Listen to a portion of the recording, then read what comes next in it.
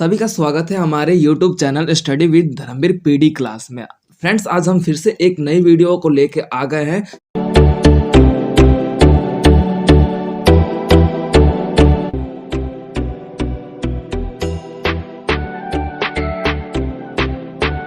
हमारा 4th chapter का जो नाम है समसामयिक मुद्दे और चुनौतियां, और ये आपका देखा जाता है कि इसमें अलग अलग कंपनियां, अलग अलग कॉर्पोरेट कंपनियां हैं, वो इसमें आकर अपना महत्वपूर्ण योगदान देती है और तथा उन्हीं के माध्यम से हमारा जो विकास है निश्चित किया जाता है।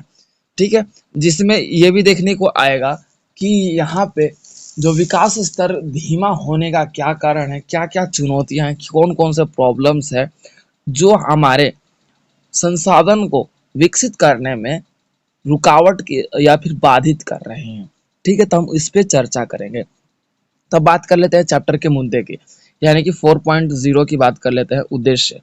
उद्देश्य की अंतर्गत हम ये देखेंगे कि यहाँ पे सामाजिक जो व्यवस्था है, जो कॉरपोरेटिव कंपनियां हैं, जिनके कारण हमारा संसाधन तथा हमारे संसाधनों का विकास स्तर निश्चित किया जाता है। उदाहरण के तौर पे मान लीजिए कि हमारे भारत में अब क्या है, कॉरपोरेटिव कंपनियां हमारे ऊपर शासन कर रही है, राज कर रही है। तो हमारे ऊपर क्या एक चुनौतियां है कि भाई हमारे अस्तित्व यानी कि हमारे कंपनियों का विनाश हो रहा है। ये एक सबसे बड़ी चुनौती है। ठीक है, तो उन सभी कंपनियों और उन सभी उद्योगों की वैश्वीकरण की स्थिति के बारे में हम चर्चा करेंगे कि जो उद्योग है, जो कंपनियां हैं, उन कंपनियों के कारण हमारा जो निजीकरण की व्यवस्था है, यानी कि जो हमारी खुद की विकास करने की स्थिति है, वो दिन प्रतिदिन नष्ट हो रही है, दिन प्रतिदिन समाप्त हो रही है। क्लियर है? ओके, मेरे बैक ओके। तो हमारा अब आ जाता है 4.1 प्रस्तावना। प्रस्तावना की बात कर लेते हैं। तो प्रस्तुत इस पाठ्य पुस्तक के इकाई में हम ये देखेंगे कि जिसपे हमारे सामाजिक दायित्वों का संदर्भ, जिस पर हमारा जो सामाजिक दायित्व है उसके संदर्भों के रूप में हम देखेंगे कि हमारे समाज के प्रति, वैश्वीकरण के प्रति तथा प्रौद्योगिकी के प्रति हमारा क्या दायित्व है, और मनुष्य अपने संसाधनों का प्रयोग करके कैसे अपने कौशल को बढ़ा रहा है, और संसाधनों का प्रयोग करके किस तरीके से अपनी संस्कृति का विनाश भी कर रहा है। तो उसके तहत हम इस पूरे पाठ में हम ये पढ़ने वाले हैं। ठीक है, अब उसके तत्पश्चात हमारा आ जाता है 4.2। 4.2 की बात कर लेते तो 4.2 हमारा है कॉर्पोरेट सामाजिक दायित्वों की संकल्पना। कॉर्पोरेट सामाजिक दायित्व की संकल्पना के तहत हम ये देखेंगे कि जो अलग अलग जो कॉर्पोरेटिव कंपनियां हैं, ठीक है, जो हमारे प्राइवेट रूप में आज हमारे प्राइवेट सेक्टर को ज्यादा महत्व दे रहा है, या फिर प्राइवेट सेक्टर के रूप में आज हम देख सकते हैं। तो उसमें जो हमारे सामाजिक दायित्वों की संकल्पना है कि जो कॉर्पोरेट कंपनियां क्या करती है भाई, एक वादा कहती है कि हम सभी मजदूर लोगों के लिए क्या करेंगे भाई, क्या बोलेंगे कि सुविधा लाएंगे, या फिर सभी को रोजगार और मुआवजा प्रतिदिन, या फिर बोल सकते हो कि उनके कार्य के अनुसार उनको मुआवजा दिया जाएगा। ये सारी बातें कॉर्पोरेट कंपनियों के द्वारा किया जाता है। कॉर्पोरेट कंपनियां ये भी दिखाता है कि हाँ, हम आपके क्षेत्र में रहकर आपके क्षेत्र का विकास करेंगे। ठीक है, जिसके तहत हम ये देखते हैं कि हम अपने कार्य तथा हम अपने संसाधनों की जो व्यवस्था है ना, वो इन कॉर्पोरेट कंपनियों के हाथ में हम दे देते हैं। जैसे कि बात कर लेते हैं हमारे स्कूलों का विकास करना, सरकारी संगठनों का विकास करना, अस्पतालों का विकास करना, उद्योग का निर्माण करना, और बोल सकते हो बड़ी बड़ी इमारतों का निर्माण करना। इन सभी व्यवस्थाओं को ध्यान में रखते हुए हम क्या करते हैं, निजी कॉर्पोरेट कंपनियों को हम दे देते हैं। और इनकी जो व्यवस्था है कि समाज के प्रति इनका जो दायित्व है, इनकी जो संकल्पना है कि हमने समाज में अपने जो दायित्वों को ले रखा है। मान लीजिए कि कॉर्पोरेट कंपनियां क्या है, कॉर्पोरेट कंपनियां देखो, जैसे कि हम ठेके, सिंपल लैंग्वेज में बोले ना, कि हम कुछ भी ठेकेदारी के रूप में देते हैं। जैसे कि हम आज अपने घर को बनाने के रूप में भी ठेका दे देते हैं कि भाई ये घर इतने लाख में आपको बनाना है, चाहे वो कितना भी फिक्स करे, 1.5 करोड़ फिक्स करे, 50 लाख फिक्स करे, भाई जैसे आप डिमांड करो कि मेरे को ऐसा चाहिए, उस तरीके से ठेकेदार आपसे रकम या फिर पैसा लेता है। तो उसी स्थिति को हम कॉर्पोरेट सामाजिक दायित्व के रूप में देखते हैं। जो कि आज की स्थिति की बात की जाए तो ये जो कॉर्पोरेट कंपनियां हैं वो हमारे समाज में एक बहुत ही बेहतर तरीके से कार्यरत या फिर अपने आप को विकसित कर रही हैं। ठीक है, ये कॉर्पोरेट कंपनी का जो अस्तित्व है, आज हमारा हर एक समाज इन कॉर्पोरेट कंपनियों के नीचे दबा हुआ है।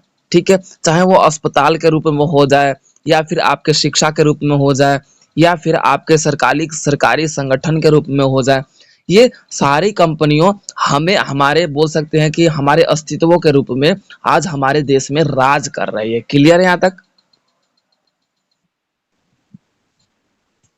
ठीक है, तो अब हमारा जो सब हेडिंग है 4.2.1 कॉर्पोरेट सामाजिक दायित्विक परिभाषा। अब इसकी बात कर लेते हैं। तो यानी कि कॉर्पोरेट कंपनियां है ना, उसके समाज में एक दायित्व है, वो अपने दायित्वों को निभाते हुए आगे बढ़ने का प्रयास करता है, तथा संगठन यानी कि ग्रुप बनाकर किसी भी वर्ग को अपने कॉर्पोरेट व्यवस्था को सत्यापित यानी कि स्थापना करता है, यानी कि जन्म देता है कि भाई हमारे कॉर्पोरेट शासन की व्यवस्था जो है वो बरकरार हमारे देश में रह सके। ठीक है, जिसके तहत हम ये देखते हैं कि यहाँ पर जो डेवलपमेंट की स्थिति है वह बखूबी रूप में बहुत ही ज्यादा अत्यधिक रूप में जो कॉर्पोरेट कंपनियां हैं उसमें डेवलपमेंट की स्थिति देखने को मिलती है। ठीक है, कॉर्पोरेट कंपनियों के जो डेवलपमेंट की स्थिति का जो रीजन है, यानी कि वो क्यों जल्दी डेवलप कर देता है, तो पहली बात तो ये है कि यहाँ पर क्या है ना कि ये प्राइवेट के रूप में कार्य करता है। कॉर्पोरेट क्या कंपनियां होता है, वो प्राइवेट के रूप में कार्य करता है। तो उस सिचुएशन में क्या है कि हमारे सामाजिक व्यवस्था का जो दायित्व कॉर्पोरेट कंपनियां उठाता है वो बखूबी कम समय में पूरा करने का जिम्मेदारी लेता है।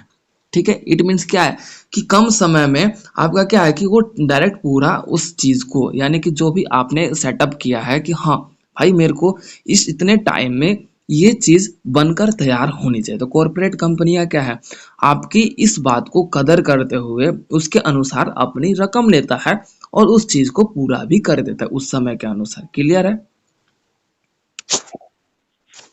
तो इस सिचुएशन में कॉर्पोरेट कंपनियां जो डेवलपमेंट की स्थिति में हैं, आज आधुनिक समय में डेवलपमेंट के अनुसार कॉर्पोरेट कंपनियों को बहुत ही ज़्यादा प्रायोरिटी दिया जा रहा है, यानी कि बहुत ही इंपॉर्टेंट माना जा रहा है। और इनकी उत्तरदायित्व की बात की जाए यानी कि इनकी रिस्पॉन्सिबिलिटी की बात की जाए तो इनका सबसे बड़ा रिस्पॉन्सिबिलिटी क्या होता है कि ये अपने बोल सकते हो कि जो ग्राहक होते हैं, जो मतलब बोल सकते हो कि सेलर होते हैं, इनको ये बखूबी रूप से एक बिलीव दिलाते हैं, बिलीव यानी कि भरोसा दिलाते हैं कि हाँ हम जो आपके कार्य करेंगे या फिर जो भी हम अपने दायित्वों को लेके चलेंगे उस पर हम खरे उतरेंगे या फिर उसे बेहतरीन तरीके से करने का आपको दिलासा देते हैं। ठीक है, यानी कि क्या है, ये अपने ग्राहक को सेटिस्फेक्शन देते हैं भाई कि जो आप अपने कार्यों को करवाने के लिए हमारे ठेका दे रहे हो या फिर हमारे व्यवस्थाओं को अपना रहे हो, एक सेकेंड, जो हमारी व्यवस्थाओं को अपना रहे हो तो हम उस पर खरा उतरेंगे और आपके जो व्यवसाय है, जो आपकी उद्योग व्यवस्था है, उसे भी हम आगे बढ़ाएंगे। कॉर्पोरेट कंपनियां ना केवल हमारे समाज अपितु हमारे आसपास के वातावरण में बखूबी रूप में आज विकसित हो पाई है। और कॉर्पोरेट कंपनियां जो कि आज हम देखते हैं कि अमेरिका के द्वारा जिस प्रकार पूंजीवाद की स्थापना की गई थी, ठीक है, जो कॉरपोरेट कंपनियों को बढ़ावा देने का सबसे बड़ा युद्ध बोल सकते हो कि देश के रूप में जाना जाता है। अब इसमें एक और देश भी आता है, यूरोपीय व्यवस्था। यूरोप भी कॉरपोरेट कंपनियों का एक बोल सकते हो कि जन्मदाता माना जाता है। जन्मदाता यानी कि जन्म देने वाला। जिसकी बात कर लेते हैं तो यूरोप में अलग अलग कॉरपोरेट कंपनियां हमारे देश पर शासन करके हमारा आधिपत्य और हमारे व्यवसाय को आगे बढ़ाने का प्रयास इन कॉरपोरेट कंपनियों के द्वारा किया जाता है। क्लियर है? ठीक है, तो हमारा नेक्स्ट पॉइंट है अब 4.2.2 कॉर्पोरेट सामाजिक दायित्व के प्रकार। ठीक है, दायित्व यानी कि रिस्पॉन्सिबिलिटी के प्रकार। पहली बात तो ये कर लेते हैं कि कॉर्पोरेट जो कंपनियां हैं वो समाज को विकास तथा विकसित समाज का निर्माण करने में महत्वपूर्ण योगदान देती हैं।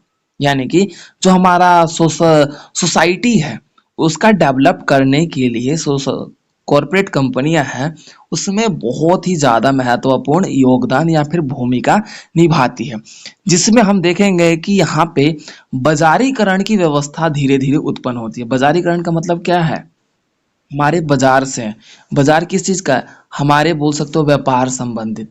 अब उस सिचुएशन में हमें ये देखने को मिला कि जो कॉरपोरेट कंपनियां हैं उसका महत्वपूर्ण दायित्व क्या है? अपने समाज तथा जो समाज है उसका विकास करना, और उस समाज का एक जो दायित्वों के रूप में उसने जो जिम्मेदारी ग्रहण कर रखा है या फिर जिम्मेदारी जो ले रखा है उसका बखूबी रूप में देखभाल करना, जिसके तहत एक समाज की जो डेवलपमेंट की स्थिति है, यानी कि बोल सकते हो कि एक जो समाज है वो डेवलप कब कर सकता है भाई? जब उसका इस इकोनॉमिकल सिस्टम स्ट्रांग हो, यानी कि अर्थव्यवस्था एक समाज का स्ट्रांग हो, तभी वो विकसित हो सकता है। तो कॉर्पोरेट कंपनियां क्या है? आपका डायरेक्ट कहाँ पे अटैक करती है? आर्थिक व्यवस्था पर, यानी कि इकोनॉमिकल सिस्टम पे अटैक करती है। कि आप ये दिखाते हैं कॉर्पोरेट कंपनियां कि आपके इस फैसले तथा इसके अपनाए से जो व्यवस्था होता है वो आर्थिक विकास की स्थिति बहुत ही ज्यादा देखने को मिलती है। ठीक है, अब इसके दायित्व की बात कर लेते हैं तो इसका पहला पॉइंट आ जाता है आपका समाज के मानव वर्ग के प्रति दायित्व। यानी कि जो कॉरपोरेट कंपनियां है ना वो मानव यानी कि मनुष्य के जो वर्ग है, यानी कि मनुष्य वर्ग है जो समाज में निवास करते हैं, यानी कि सरवाइव करते हैं। ठीक है, उन ग्राहकों उनको सभी प्रकार की सुविधा तथा सेवाएं प्रदान किया जाए ताकि वह मनुष्य अपने जीवन को बेहतर तथा सुगम करने में साबित हो सके। अब कॉरपोरेट कंपनियां जो कि आपका देखा जाता है स्कूल निर्माण करना, कॉलेज निर्माण करना, अस्पताल निर्माण करना, धर्म स्थल निर्माण करना, संचालन संचालन यानी कि मतलब कुछ नई चीज की रचना करना, ये सारी बातें आपकी कॉरपोरेट कंपनियां निभाती है, जिसमें मनुष्य यानी कि समाज में जो रह रहे मनुष्य हैं उनके प्रति उनका क्या दायित्व है उसको निभाने का प्रयास करते हैं। अब कॉरपोरेट कंपनियां क्या करती है भाई कि जो समाज में मनुष्य है ना उनका एक दायित्व होता है कि समाज में मनुष्य जो रह रहे हैं उनको अच्छी तरीके से शिक्षा देना, चिकित्सा देना और तथा उनका विकास करने के लिए उनको सुविधा प्रदान करना। सबसे बड़ा ये आपका समाज के मनुष्य के वर्गों के प्रति उनका दायित्व होता है। ठीक है, अब उसके बाद आपका अगला पॉइंट आ जाता है, जो कि हमारा अगला पॉइंट है बाह्य वातावरण के प्रति दायित्व। यानी कि जो बोल सकते हैं कि बाह्य वातावरण यानी कि बोल सकते हो बाहरी वातावरण के प्रति जो कॉरपोरेट कंपनियों का दायित्व होता है, जो कि हमारे प्राकृतिक संसाधनों का बखूबी रूप में प्रयोग करके उनका वो सब विस्तार करना तथा हमारे पर्यावरण की व्यवस्था को आगे बढ़ाना, और जो समाज में तथा हमारे जो समाज में निवास कर रहे लोग हैं उनको संसाधनों तक पहुंचाना और उन संसाधनों का उपयोग करके एक बेहतर समाज का निर्माण करना, ये हमारी बातें इसमें शामिल है। यानी कि बाह्य वातावरण का मतलब क्या है? जो हमारे वातावरण में पर्यावरण में जो संसाधन पाए जाते हैं उन संसाधनों को बेहतर तरीके से उपयोग में लाना और उनका लाभ समाज के लोगों को बताना कि उन संसाधनों का प्रयोग हम किस तरीके से अपने आवश्यकताओं को पूरा करने के लिए कर सकते हैं, ये बताना शामिल है। ठीक है, तो सेकंड दायित्व तो पता चल गया, यानी कि रिस्पॉन्सिबिलिटी। क्लियर है एवरीवन? अब उसके बाद हमारा अगला पॉइंट आ जाता है, थर्ड पॉइंट है गैर लाभकारी संगठनों के प्रति दायित्व।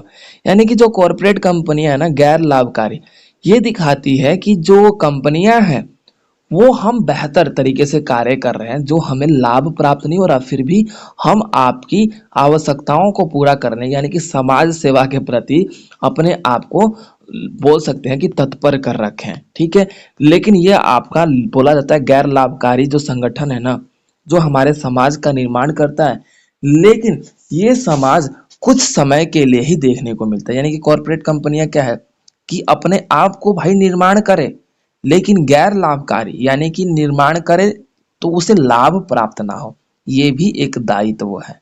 क्लियर है? उसके बाद हमारा अगला पॉइंट आ जाता है व्यवसायिक वातावरण के प्रति दायित्व। व्यवसायिक व्यवसायिक यानी कि जो हमारी कंपनी है, उद्योग है, जो बोल सकते हो कि संसाधन है, और उन संसाधनों को हम अपने उद्योग की व्यवस्था में लाना और उन्हें प्रयोग में करना, ये हमारे शामिल है। जिसके अंतर्गत हम क्या है, अलग अलग कंपनियों का निर्माण करना, जैसे आपका डेयरी संगठन हो गया, चाहे आपका बोल सकते हो औद्योगिक संगठन हो गया, इन सभी संगठनों का जन्म उत्पन्न करना, ये आपका देखा जाता है शामिल है। इट मीन्स कि जो हमारे व्यवसाय हैं, कॉरपोरेट कंपनियों का क्या दायित्व है, एक अगला पॉइंट क्या है, व्यवसायिक वातावरण के प्रति दायित्व।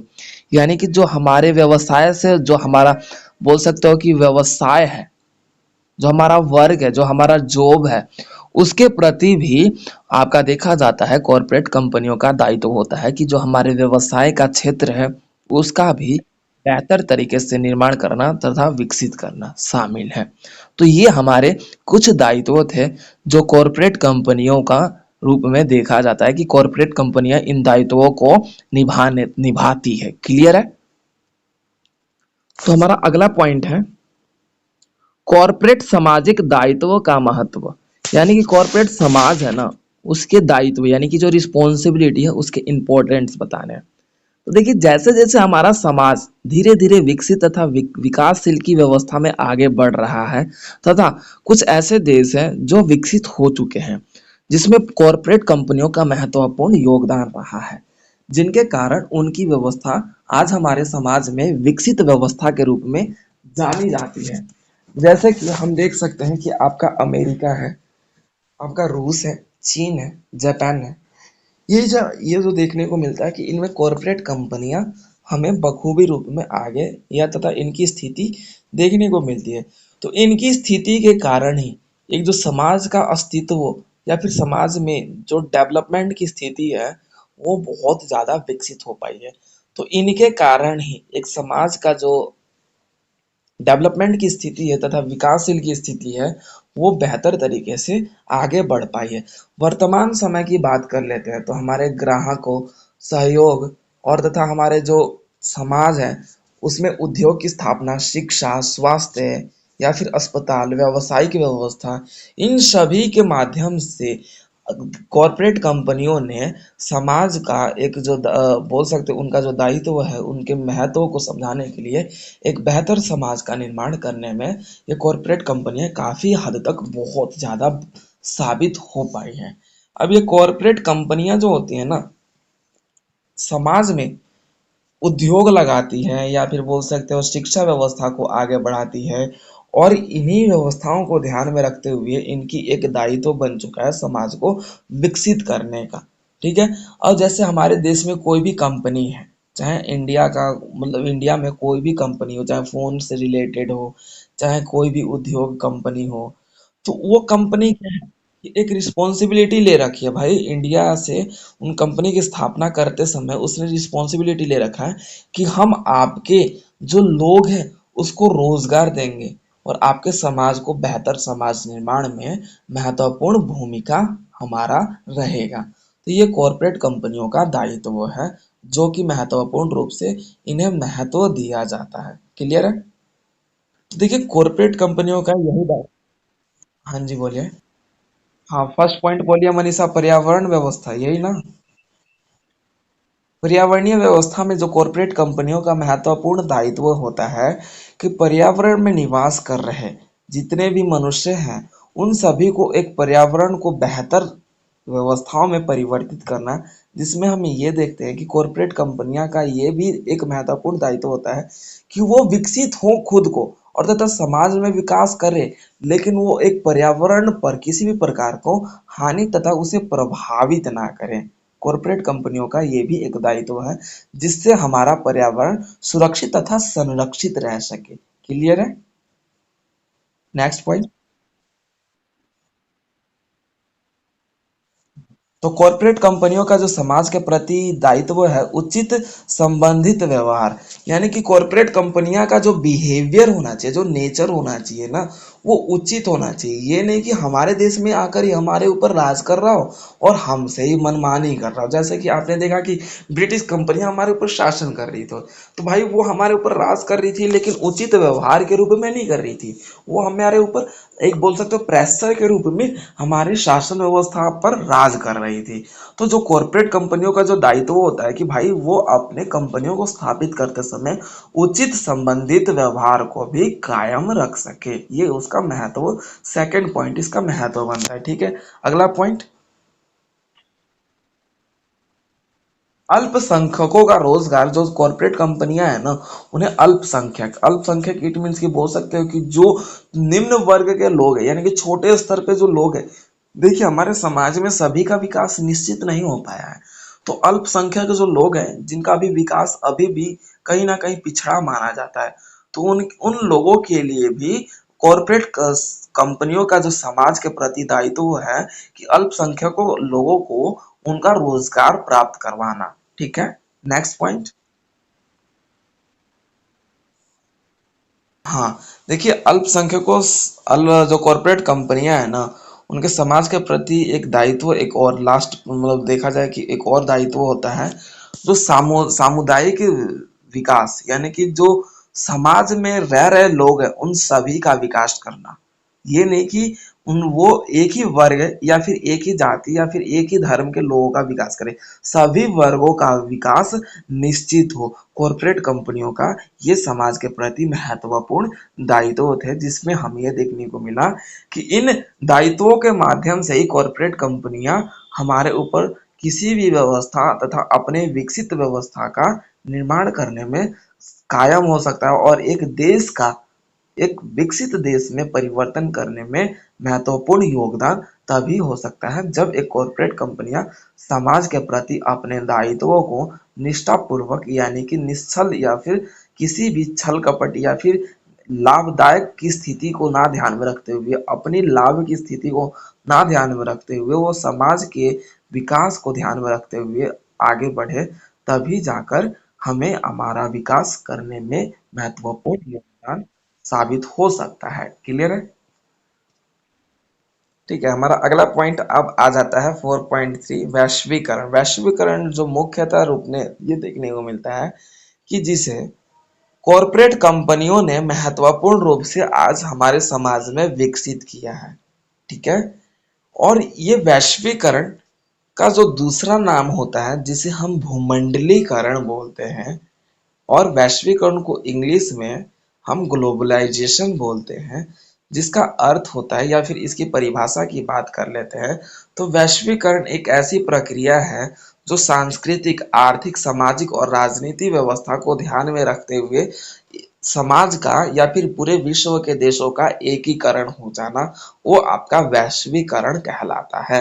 इट मीन्स हमें यह देखने को मिलता है कि आर्थिक, बोल सकते हो इकोनॉमिकल, और ठीक है कल्चरल, सोसाइटिकल, पॉलिटिकल, इन सभी रीजन के माध्यम से जब पूरे विश्व के देश अपने आप को एक समान होकर और एक साथ जुड़कर आगे बढ़ने लगे या फिर अपना विकास करने लगे, वो आपका वैश्वीकरण की स्थिति कहलाता है।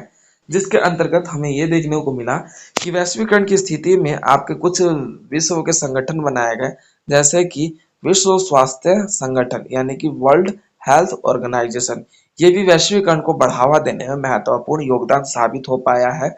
जैसे कि विश्व मुद्रा मुद्रा संगठन, जो कि आपका देखा जाता है वर्ल्ड मनी बैंक या फिर बोल सकते हो वर्ल्ड मनी ऑर्गेनाइजेशन ही बोल सकते हो। तो जिसमें हमें क्या है कि आपका देखने को मिलता है कि विश्व मुद्रा संगठन जो कि हमें विश्व के किसी भी देशों पर कोई आर्थिक संकट आता है तो वो उसका सपोर्ट करता है। आपका यूएन यानी कि अंतर्राष्ट्रीय संगठन, अंतर्राष्ट्रीय संगठन भी हमारे वैश्वीकरण को बढ़ावा देने के लिए महत्वपूर्ण रूप से साबित हो पाया है। तो वैश्वीकरण का मतलब ही क्या होता है, जो हम ये देखते हैं कि इसमें अगर बात कर ली जाए तो यहाँ पे क्या है, सामाजिक, सांस्कृतिक, आर्थिक और राजनीतिक और धर्म व्यवस्था को ध्यान में रखते हुए जब सभी देश एक दूसरे के समीप आ जाते हैं या फिर करीब आ जाते हैं तो वो आपका वैश्वीकरण कहलाता है। क्लियर हो गया? ठीक है। अब उसके बाद हम बात कर लेते हैं वैश्वीकरण की प्रासंगिकता की प्रभाव, यानी कि वैश्वीकरण की प्रासंगिकता की बात कर लेते हैं। तो इसके अंतर्गत हमने ये देखा कि वैश्वीकरण के कारण हमारे अंतर्राष्ट्रीय संगठन का निर्माण बहुत ही बखूबी रूप में देखने को मिला है। अंतर्राष्ट्रीय संगठन जिसका अंतर्गत हम बात कर लेते हैं, तो अंतर्राष्ट्रीय संगठन में जो कि हमारे उद्योग, हमारे कौशल, हमारे विकास, हमारे संगठन, ये सभी जो थे हमारे वैश्वीकरण के से विकसित हो पाया है। वैश्वीकरण का मतलब ही क्या है? दूसरे देशों के साथ जुड़कर अपना विकास करना। और जुड़ने का कारण क्या था भाई? आर्थिक, जो आपका मैंने ऊपर बता दिया, आर्थिक, सांस्कृतिक, सामाजिक और राजनीतिक और धर्म व्यवस्था के ध्यान में रखते हुए जब हम सभी देशों के साथ जुड़कर अपना विकास करते हैं वो आपका वैश्वीकरण कहलाता है। तो प्रासंगिकता आपका यही देखने को मिलेगा कि वैश्वीकरण क्या है? आपका संगठन बनाकर आपके जो व्यवस्था दिखा जाता है कि देशों के साथ जुड़कर अपना विकास करने में सक्षम बन पाता है और अपने जरूरतों को पूरा करने में वैश्वीकरण महत्वपूर्ण योगदान दे सकता है। क्लियर है यहाँ तक? अब जिसके अंतर्गत हम देखते हैं कि मानव अपने संसाधनों का प्रयोग करते हुए दूसरे देशों पर निर्भर होते हुए भी तथा दूसरे देशों की जरूरतों का पूरा करते हुए अपना विकास करने में आज मानव है अपने देश को सक्षम कर रहा है और वैश्वीकरण की स्थिति में अपने आप को रुझावित कर रहा है या फिर रुझाव कर रहा है। क्लियर है?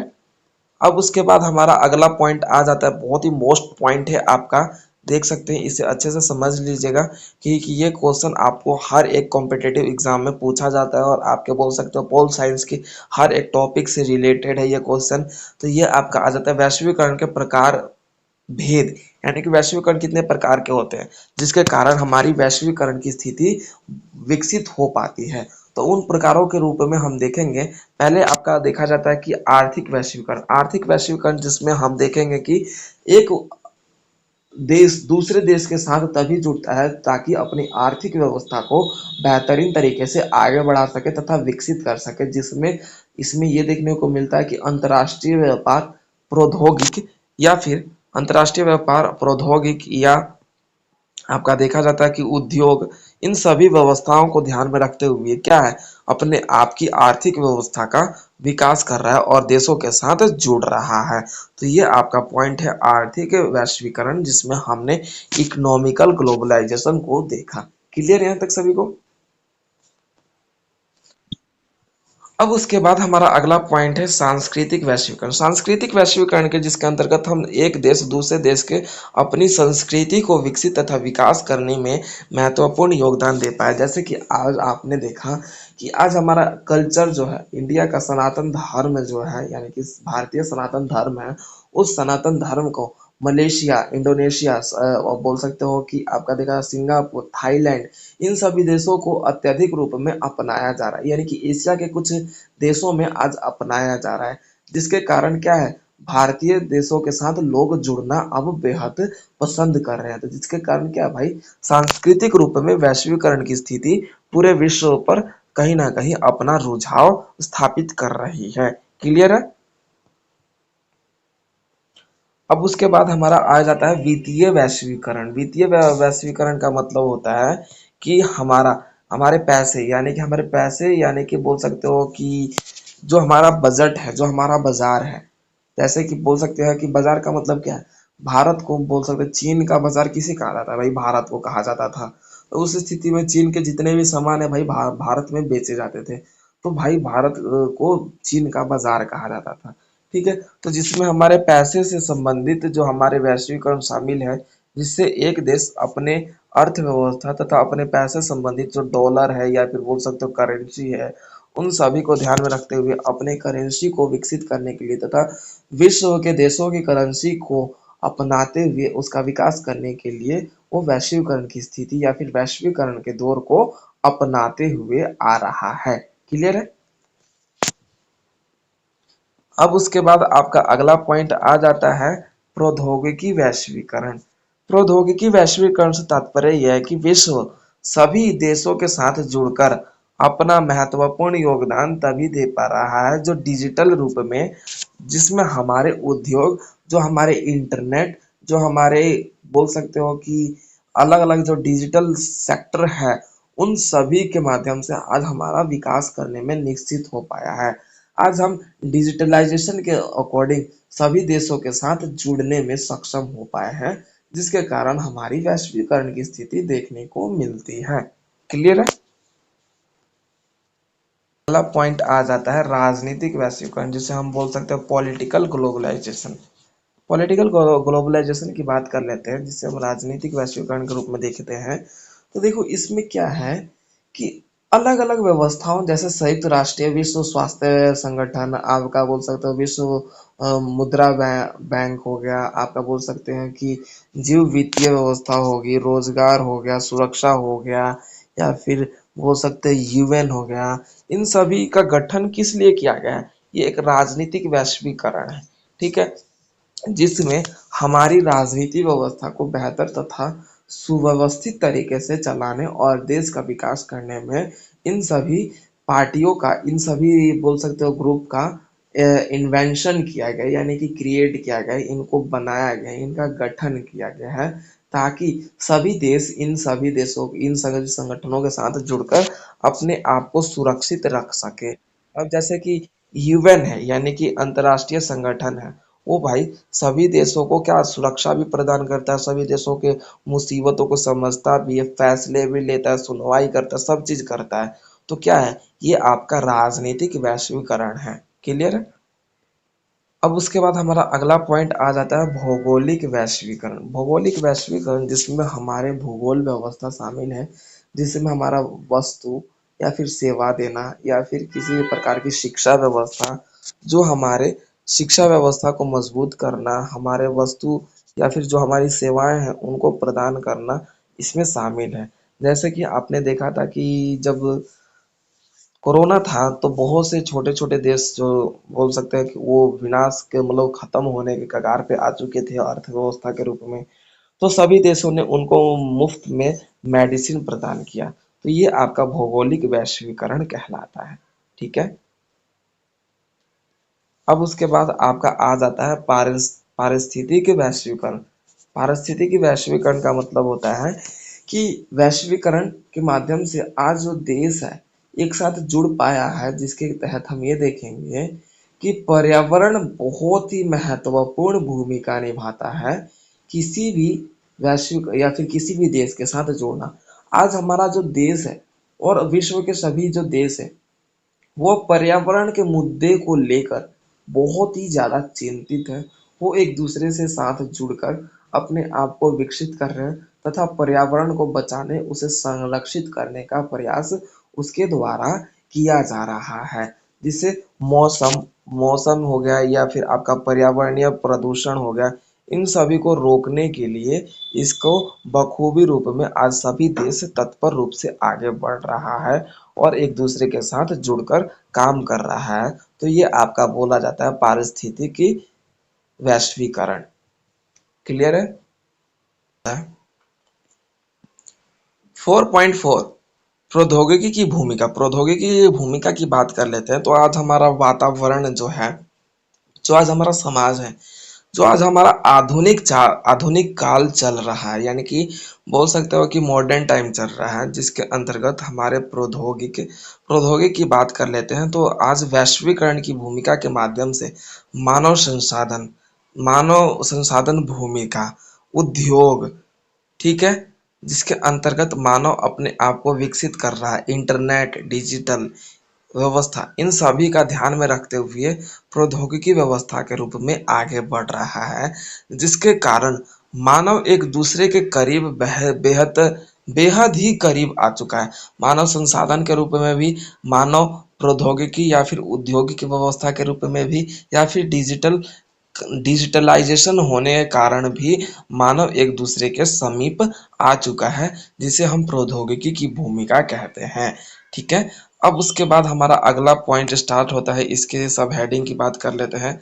तो इसमें आपका पर्टिकुलर ये देखा जा रहा है कि 4.4.1 प्रौद्योगिकी की भूमिका एवं प्रभाव वैश्वीकरण पर, यानी कि जो प्रौद्योगिक है वो अपना प्रभाव वैश्वीकरण पर कैसे डाल रहा है, किन कारणों से आपका देखा जाता है कि प्रौद्योगिकी का विकास निश्चित हो रहा है और उस पर वैश्वीकरण की व्यवस्था पर प्रभाव डाल रहा है। जिसके तहत हम ये देखेंगे कि अब उद्योग तथा मनुष्य के कौशल तथा समाज की जरूरतों को पूरा करने के लिए सभी देशों के साथ आज एक दूसरे के साथ हम जुड़कर आगे चल रहे हैं। तो हमारा वैश्वीकरण की स्थिति जन्म ले रही है। क्लियर है यहाँ तक? अब उसके तत्पश्चात हमारा अगला पॉइंट आता है इसका, व्यवसाय एवं बाजारों का प्रबंधन। मनीषा, इसका पॉइंट बना रखा आपने?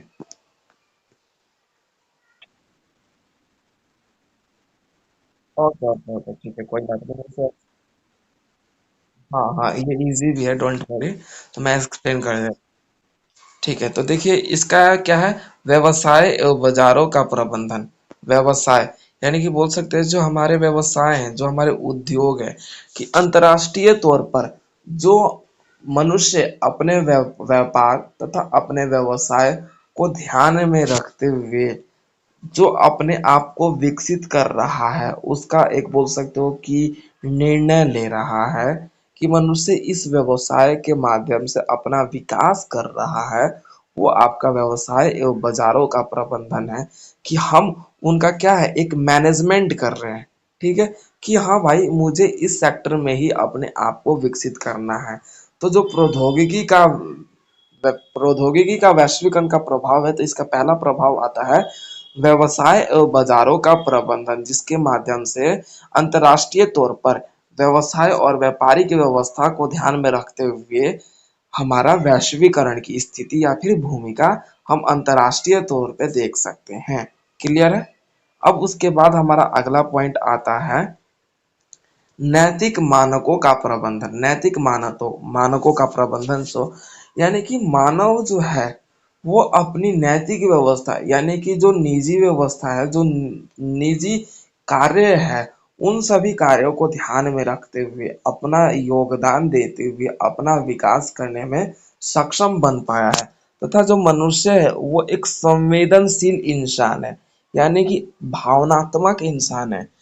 ठीक है, जिसके कारण वो अपनी संवेदना के साथ साथ दूसरे देश तथा अपनी आवश्यकताओं को ध्यान में रखते हुए वो दूसरे लोगों से बोलना पसंद करता है, जिसके कारण हमारी नैतिक जरूरतों को पूरा करने में महत्वपूर्ण योगदान प्रौद्योगिकी व्यवस्था के कारण बन पाया है, जिसके कारण हमारे वैश्वीकरण की स्थिति पर इसका प्रभाव हम देख सकते हैं।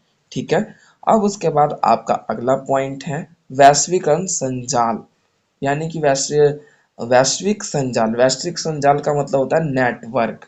ठीक है, जैसे कि आज हम प्रौद्योगिकी व्यवस्था के कारण जो हम उद्योग लगा रहे हैं, इंटरनेट डिजिटलाइजेशन कर रहे हैं, अलग अलग व्यवस्थाओं के माध्यम से अपने दूसरे देशों के साथ जुड़ रहे हैं, तो ये एक नेटवर्क बन रहा है, बोल सकते हैं चेन बन रहा है। कि आज जो भी कंपनियां हैं किसी भी देश में लग जा रही है, तो भाई उस कंपनियों के साथ साथ उस देश का विकास तथा उस देश के विकास में महत्वपूर्ण योगदान साबित हो पाया है या फिर बन पाया है। जिसके तहत हमें ये भी देखने को मिलता है कि आपकी जो व्यवस्थाएं हैं नैतिक जरूरतों को पूरा करने में, जो वैश्वीकरण का जो नेटवर्क है वो विश्व स्तर पर हम देख सकते हैं। क्लियर है? अब उसके तत्पश्चात हमारा अगला पॉइंट आता है संवाद संप्रेषण पर प्रबंधन।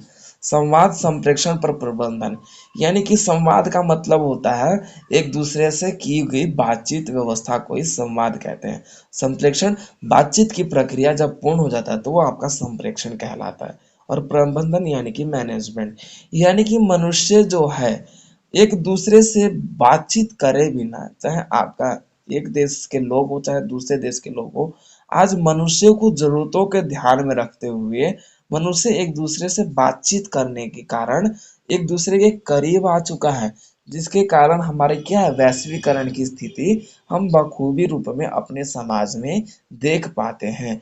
और ये क्या है, एक सूचना पहुंचाने की स्थिति के कारण भी मनुष्य क्या है, एक दूसरे के समीप आ पाया है कि भाई पूरे विश्व के रूप में आपकी जो विश्व में घटना घटित हो रही है उसकी सूचना पहुंचाना, ठीक है। अब उसके बाद हमारा अगला पॉइंट आ जाता है, कर्मियों से निरंतर संपर्क में सहायता। कर्मियों यानी कि जो कार्य करने वाले लोग हैं, जो प्रौद्योगिक जो उद्योग में कार्य करने वाले लोग हैं, हम उनके संपर्क में अगर रेगुलर रहेंगे और अब उनके बारे में जानेंगे तो हमारी वैश्वीकरण की स्थिति बहुत बखूबी रूप में आगे बढ़ सकती है। उदाहरण के तौर पे मान लीजिए कि मैंने अमेरिका में कोई कंपनी लगा दिया, ठीक है। भाई अमेरिका के लोग वर्क कर रहे हैं। अब मान लो कि मैं अमेरिका के लोग जो यानी कि भाई सैलरी उनको टाइम टू टाइम पहुंचा दे रहा हूँ, ठीक है, कोई दिक्कत नहीं है, कोई प्रॉब्लम नहीं है। अब मैं उन उन सभी वर्कर से बात बात नहीं करूंगा, तो एक तो ये रहेगा कि वर्कर अपने मनमानी तरीके से काम करेंगे, तो उस स्थिति में क्या है, भाई मेरा उद्योग ज्यादा विकसित भी नहीं हो पाएगा और ना वो मेरे को भली भांति जान पाएंगे। लेकिन मैं अगर उन वर्कर से लगातार संपर्क में रहूंगा तो वैश्वीकरण की स्थिति बरकरार रहेगी। वैश्वीकरण की स्थिति कैसे बरकरार रहेगी, वैश्वीकरण का मतलब ही क्या होता है, जब आप दूसरे के साथ संपर्क स्थापित करते हो, संबंध बनाते हो, तो वैश्वीकरण की भूमिका देखने को मिलती है। क्लियर हुआ ये पॉइंट। पॉइंट हमारा अगला पॉइंट है 4.4.2, यानी कि प्रौद्योगिकी की भूमिका और प्रभाव मानव संसाधन विकास। यानी कि प्रौद्योगिकी जो हमारे उद्योग है मानव संसाधन के विकास में किस तरीके से सक्षम है, ठीक है।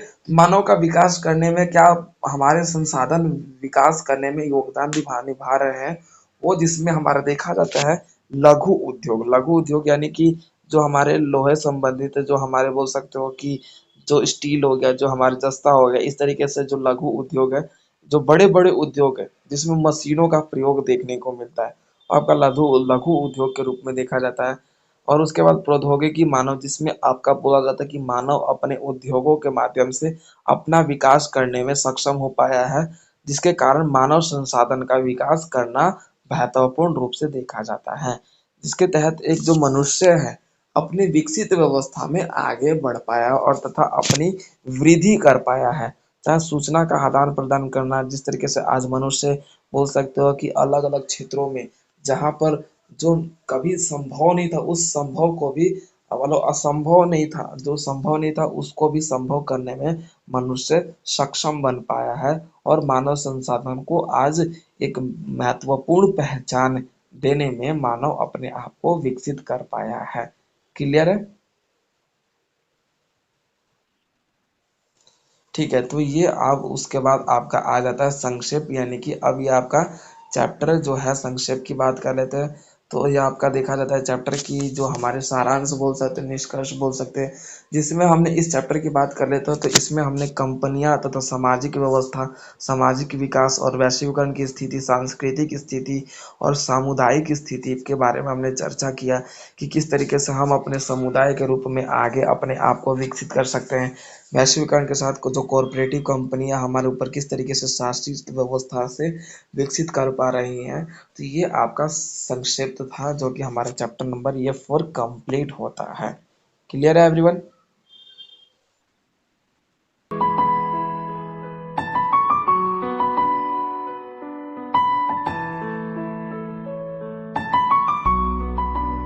तो वीडियो को like, comment, share and subscribe करना ना भूलें।